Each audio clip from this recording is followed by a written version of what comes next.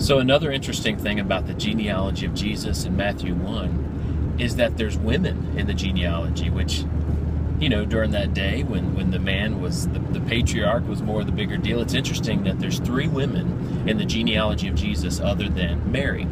And so the women are Tamar, Rahab, and Bathsheba.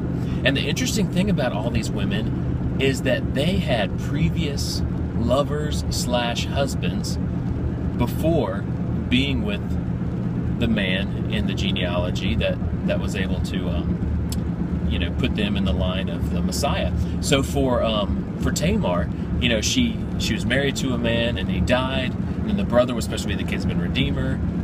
You have to read Genesis 38 to figure out what happened there, but she ended up with Judah, which was her original father-in-law.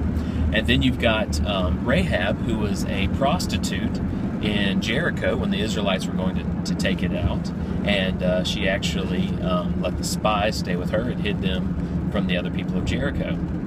She ended up marrying Salmon, however you say it. And then you've got Bathsheba, which David saw her taking a bath on a roof and invited her up, got her pregnant, ended up killing her husband and marrying her. So we've got these 3 women in the genealogy of Jesus, and what can we learn from this? And what I believe we can learn from this is actually found in Romans chapter 7. So if you read verses 1 through 6, Paul talks about us being married to the law, and then Jesus Christ setting us free from the law, and we're no longer married to the law. We no longer have to try to please the law, or the law is no longer our leader. The flesh is no longer our leader, because the law deals with the flesh, doesn't it? But we get to now live by the Spirit.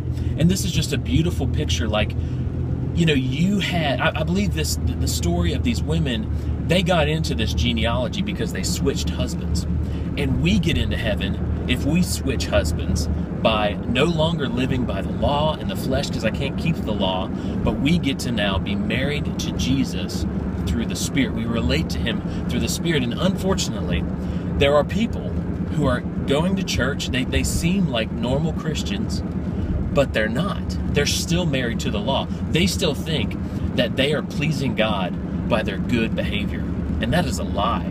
They're actually still married to the law, and the law leads to death, where the Spirit leads to life. So they need to realize that husband was killed. Just like David killed Bathsheba's husband, that was a bad thing. He should not have done it. But it's a great picture of Jesus Christ killing the law, that we no longer have to abide by the law.